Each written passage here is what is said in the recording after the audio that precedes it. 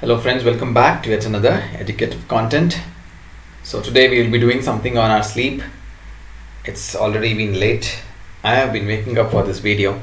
So I thought we'll make a talk about sleeplessness and insomnia and how yoga can actually have a good contribution. So because of this, it's a huge chapter and it's a huge topic. I'm trying to split this into two. So in the first half of this topic, we'll be discussing about how well we can manage our sleep or what exactly is this insomnia. In the second, I'll try to give more insights about how yoga can make a lot of impact in your day-to-day activity. So what is insomnia? Insomnia is nothing but you are feeling difficult in sleeping, or you are not feeling a good time in your sleep. So let's say if you are sleeping for 6 hours, all the 6 hours of whatever you have left for your sleeping or whatever you're taking as your sleep, it should be perfect. So if you are not able to concentrate well in your sleep, in the sense if you don't get a deep sleep, then that is also what we call as insomnia. So there are two types of it. One is the acute, another one is chronic. So acute one is where you have a fewer sleepless nights, if you consider that in a weekly basis. So probably let's say once in a while in a week you don't feel good sleep. Second is chronic, where you have a continuous 3 to 4 days of sleepless nights for a persistent 3 to 4 and more than 3 weeks as such.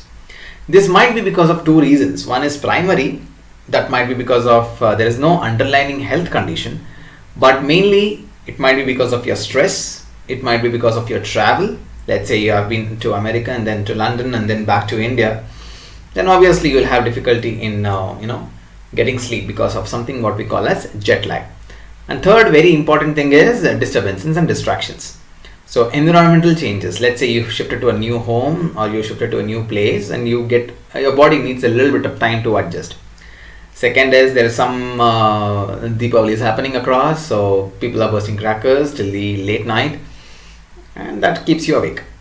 Apart from this, if you have a back pain which is chronically there and that is not letting you sleep, the same time if you have asthma, because why asthma is generally asthma intenses when you are sleeping or when you are in the evening time. So that is the reason why you feel difficulty in breathing, so you get up and you don't get sleep. Similarly, you have a long-term health problem or mental problems such as depression and anxiety, and also sometimes because of your work shifts you are not able to balance between your good sleep chart and good wakeful chart. That is the reason why insomnia can be a part of your regular system. So there are some interesting facts, when you talk about insomnia. If you can just look at the chart there, in India itself there is 10 million cases which has been recorded every year. Majority of them are women rather than men who fall under sleeplessness. Women because of their hormonal issues due to the progesterone and not having a regular impact in their body. These regular checking up of your body will also lead to some kind of a problem, and that is the reason why female have more insomnia or sleepless or disturbed nights than men. And people tend to sleep in the afternoons. When you sleep regularly in the afternoon, you miss out the sleep in the evening, and that also puts your hold on the sleepiness. At the same time, you have a very poor sleep hygiene. Let's say you are attending some calls in the night. You are in some of the precarious situations where in the night you're called, like as a doctor, we get calls in the late nights somewhere around 3 o'clock, 4 o'clock for handling the emergencies. So our sleep pattern breaks and then you don't get back to sleep with much more ease, and that also leads to a lot of sleeplessness. So the reason why we are talking this is majority of your diseases like obesity, diabetes and hypertension, the main one reason is you're not getting adequate sleep. So this can actually change the entire rhythm of your body. This can change the entire system in your body, and that can lead to a lot of other problems and complications. People say that you can pop up medical pills, sleep tablets, but there are researchers which says that not much evident we can see with the sleeping pills and that of nature of your sleep.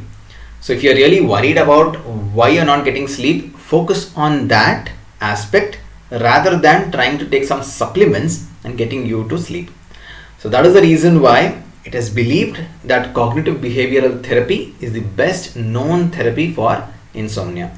Cognitive behavior therapy is something where you can focus on to the reasons why you are not getting the sleep. So you are heading on to the disease itself rather than sidelining the disease and trying to focus on something else. So sleep is also very important, because when you sleep, there's a lot of toxins which is generated because of your thought process, because of your thinking process, which we call as beta-amyloid. So this beta-amyloid is one of the important one of the important factors which leads to Alzheimer, which leads to Parkinson. So that is the reason why a correct balanced level of sleeping is also very required when you have to see or check your brain, check your body and check your mind. So that is the reason why sleep is a very important factor. So let me give you a story about Randy Gardner. So he's a person who holds a record of not sleeping for probably 11 days on 25 minutes. So what has happened to him because of not sleeping for 11 days is he could see cognitive and behavioral changes. He could see increased fatigue. He was being more grumpier than before, and he had a lot of confusion. So they gave a very simple calculation, just reduce 7 from 100. So keep reducing 7 from your 100. So after the 64 or 65, he just don't know what to do. He just stopped the activity. Then the scientist asked what was the reason why you stopped the practice. Then he said, I don't know what I'm doing. So just a fraction of a moment, he lost the entire way and visualize of how to calculate or how to reduce something. That was a basic cognitive effect. So that is the reason why these researches are generally not done on a larger extent. At the same time, Guinness World of Records also stated that this should not be practiced at a regular basis, because that hampers physically a lot of things. So not just him, it was also a person called as Muni Batson from Switzerland, I guess. He did it for 11 and a half days and for 30 minutes. Similarly, in 2017 or 2015, I guess, Tony Wright from Britain has also tried to do it for 12 days and 25 minutes. So this is only few people who have actually tried not sleeping for probably a longer duration, but they had a lot of side effects. To come out of the side effects, it takes a lot of time. So that is the reason why generally today, neither people are advised to do this kind of an exercise for the sake of records. At the same time, scientific community also doesn't accept these kind of records. At the same time, they would not like to try this on a human being. They would rather try it on an animal things to see what exactly happens. Well, the symptoms, everybody knows about it. What exactly happens if you don't get good sleep.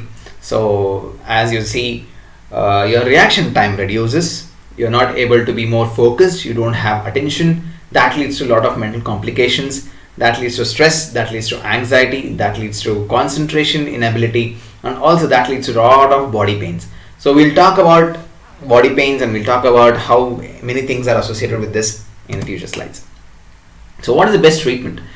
Well, first and foremost thing is have a discipline when you go to your bed. So make sure that every day you go at that moment of time. Let's say 10 o'clock is your sleeping time or 11 o'clock is your sleeping time. Make sure you hit the bed at 11 o'clock. No matter what happens, bring up that discipline to make sure that you sleep in your bed or you go to your bed at least by 11 o'clock. Don't take your phones, don't take your ebooks, Kindle and any other things which will actually distract you from getting sleep. Don't drink coffee before why coffee? Actually, we don't, yoga says that you should not eat anything before you sleep. So caffeine is one thing which keeps you stimulant. So if you want to keep yourself awake, then probably you can drink caffeine. And also what is the major thing which you do is regular exercise. Regular exercise and keeping your body a little bit over the balance, trying to make sure that you can restore your physical letharginess can lead to a little bit of relaxation of your muscle when you sleep, and you can go to sleep very fast. And also try to maintain the bedroom ethics, no sound or very mild sound, ambient light and temperature. Too much of cold, too much of warm, you don't get sleep. Too much of noise and too much of silence doesn't get you sleep. At the same time, too much of a bright light also kills the cycle of your body to get into sleep. So what you can do is you can try sleeping before taking bath, and you try to tell yourself to relax your muscles before going to your bed, and also try to check on your breathing. So if you have a just conscious look about what exactly is happening to your breath, when it is going in, when it is going out, your mind is entirely focused onto the breath. So the entire body relaxes. Once the body relaxes, then obviously the mind has to relax. So another thing is, people, what happens is they keep thinking about what they have done today, what will be they doing tomorrow, and they have a lot of confusions, they have a lot of priorities, so they don't know what to do. So maintain a journal. That is the reason why people used to write diaries before. So what happens is, you are satisfied with whatever you have done. If you are not satisfied, you have another day to achieve them. So if you just write it down before you go to sleep, there's a lot of things which comes to your mind. So you can be more relaxed. At the same time, you can be more into the practice of sleepiness. So this comes to the first chapter. So it's just an idea about how well you can sleep and what exactly you mean when you go to sleep. So the next we'll talk about yoga and implications, backed with research and what research talks about it.